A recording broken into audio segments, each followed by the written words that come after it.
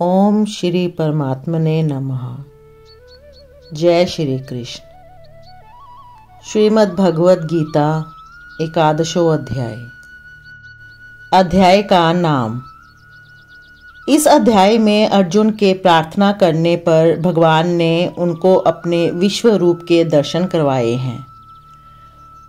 अध्याय के अधिकांश में केवल विश्व रूप का और उसके स्तवन का ही प्रकरण है, इसलिए इस अध्याय का नाम विश्व रूप दर्शन योग रखा गया है। अध्याय का संक्षेप। इस अध्याय में पहले से चौथे श्लोक तक अर्जुन ने भगवान की और उनके उपदेश की प्रशंसा करके विश्व रूप के दर्शन कराने के लिए भगवान से प्रार्थना की है। 5वें से 8वें तक भगवान ने अपने अंदर देवता, मनुष्य, पशु, पक्षी आदि समस्त चराचर प्राणियों और अनेकों आश्चर्यप्रद दृश्यों सहित संपूर्ण जगत को देखने की आज्ञा देकर अंत में दिव्य दृष्टि प्रदान करने की बात कही है। 9वें में संजय ने भगवान के द्वारा अर्जुन को विश्व रूप दिखलाने की बात कहकर 10वें से 13वें तक अर्जुन को कैसा रूप दिखलाई दिया, इसका वर्णन किया है। 14वें में उस रूप को देखकर अर्जुन के विस्मित और हर्षित होकर श्रद्धा के साथ भगवान को प्रणाम करके बोलने की बात कही है। तदनंतर 15वें से 31वें तक अर्जुन ने विश्व रूप का स्तवन, उसके प्रभाव का वर्णन और उसमें दिखलाई देने वाले दृश्यों का वर्णन करके अंत में भगवान से अपना वास्तविक परिचय देने के लिए प्रार्थना की है। 32वें से 34वें तक भगवान ने अपने को लोकों का नाश करने वाला काल और भीष्म, द्रोण आदि समस्त वीरों को पहले ही अपने द्वारा मारे हुए बतलाकर अर्जुन को उत्साहित करते हुए निमित्त मात्र बनकर युद्ध करने की आज्ञा दी है।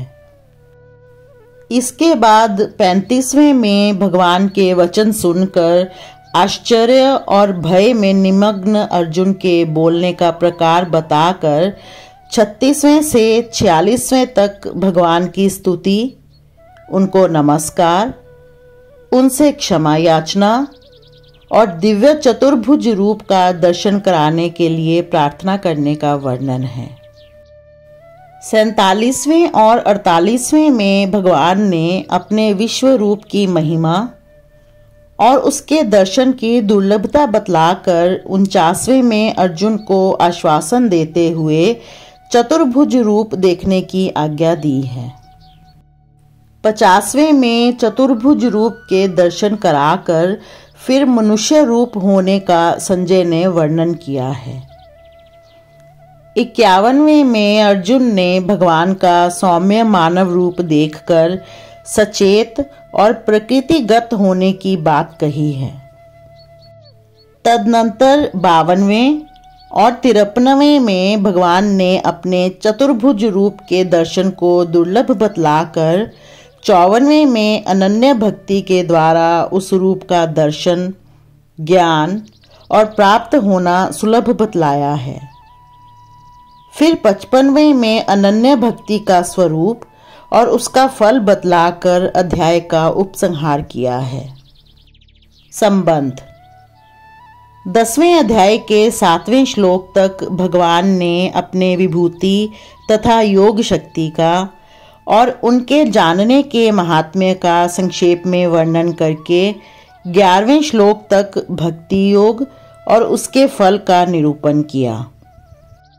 इस पर 12वें से 18वें श्लोक तक अर्जुन ने भगवान की स्तुति करके उनसे दिव्य विभूतियों का और योग शक्ति का विस्तृत वर्णन करने के लिए प्रार्थना की।